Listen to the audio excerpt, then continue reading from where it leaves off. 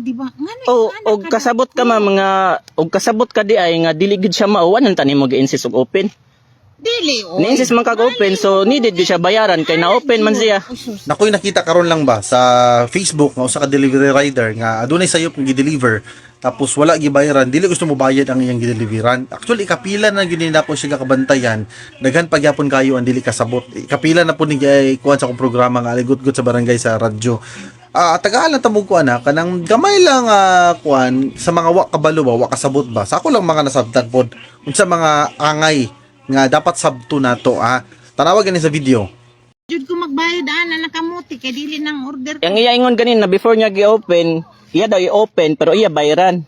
Nya unsa unta man ni nga ang niabot kamuti. Magbayad ako dili man magbayad ako sa ako order. Kahit nagamay Mo yan, lagi ma'am, kini lagi siya Ilang isgikan kamuti, sa dili ko na Facebook, order. no return, no Eh refund. di ano ninyo ang mag-ano ninyo Na, ang magdako ang ano ninyo, kuan ni. Ay sir, pasensyahan na tayo ha. Mm. Kay talagang hindi ako magbabayad niyang ganyang klaseng Mo lagi ma'am, kini siya kung gusto ka ani nga magreklamo ka ngadto ka sa seller, dili ka sa ako nga rider kay igo ra man ko nag-deliver. tawagan na lang natin. Wala kay matawag. Oh, Wala ko'y matawagan po dana. Sa ingon ani galing nga senaryo, daghan pa man kayo wa kabalo no. Pareha karon ang niabot kamuti. So dili gusto mo bayad si seller, si receiver kay lagi daw nga nabrihan niya sayo pang iyang gi-order. So gusto niya ipabalik sa rider tapos si rider gigna sa rider nga dili lagi ma'am kay giabrihan na nimo o kaya wala nimo giabrihan kay pwede ra pa mabalik. Tinuod na siya mga kabarangay, tinuod yun na siya, take note, isulod sa inyong alipatakan ha sa mga ga-order. Muna yung consequence na to sa mag-order galitag online, nagyo tendency nga mas kamanta. Pero wala nagyulabot ang rider ana, kay igo ra na sila nag-deliver. Mura ra na kanang kuan sila, kanang dili na sila connected diha. Kumbaga, sa ingani nga panghitabo, kung ikaw magali, ikaw na biktimahin, kung sayop imong gi-order.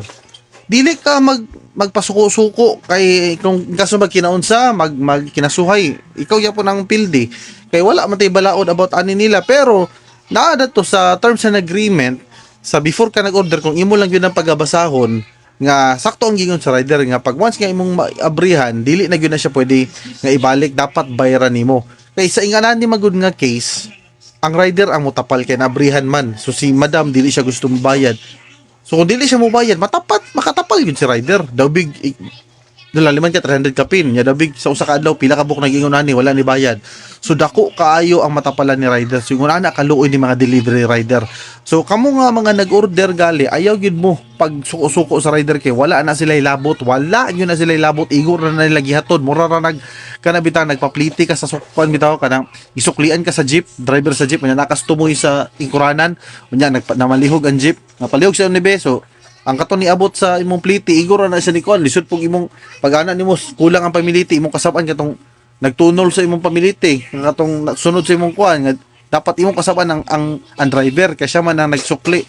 So yung na siya nga senaryo. So ang imong kasaban ang driver dili ang katong nagtunol kay igor niya gitunol kay layo mo distansya sa driver. So yung na siya nga issue. Kapila na gyud ko makitaan ni nga mostly sila ra bagyo isog ang uban gali diya masumbagan ang mga delivery rider. Luoy kay wa sila kabalo.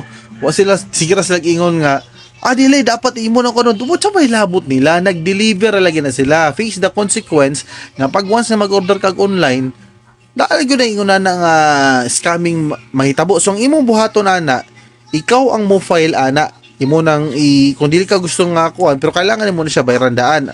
Mo lagi po nakahaso lagi kay mo ano pa ka kung gusto mo balik ang kwarta pero number one bayaran pa ni mo rider, then para gusto ka ma-refundan imo pa nang ipadala nga ikaw mismo magpadala.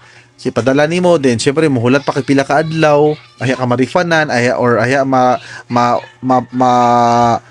kuan nimo order, mabaylo sa tinsakto nimo nga order. So ingon na kahasol mo guni nakaapad ka wala putay kanang balaod pud ani nila sa ingon ani nga online nga kuan mo bitaw nga kung mag-order tatanawon gyud nato ng reviews og tarong kung daghan pa positive, tanawon nato ang number sa rate niya kung pasado ba, daghan ba ang naghatag og daghang stars. So usap pud na siya no. So number one gyud na labi na sa mga medyo idaran kasagara magda kuan ni kanhi mga medyo idaran na nga igo lang unsay makita order lang. Sunod lang, palihog lang, ayaw ninyo pagdumti ng mga rider, kaya wala yun na sila ilabot. O maging kaso, magkinaon sa, magkinasuhay, kamuray ka pa yung mabalian na, wala yun na ilabot ng mga rider, nag-deliver na luoy pagali na sila, kaya mahurot ilang oras, sige, pakikuan sa inyo, pakig ka ng lalis. O sayo mo, mauli kog lantaw ba nga, dili masabtan sa uban. Wala sila'y labot. Wala sila'y labot. So, kung gusto ka makuhaan, mo ginay consequence nimo. Kung gusto nimo nga kay eskaman ka, then you need to give time og effort kung gusto ka mabalik imong kwarta, or kung gusto magali ka nga ma-refund or mabaylo mausab ang imong order, mabaylo sa tinuod yun nimo nga order, mo take time og effort yun ka nga ikaw mismo muhatod dato. Pero before ana kay mo man nabrihan, kay ilangan sa ana nimo bayran ang imong order sa rider. Hinaot ka nasabtan ninyo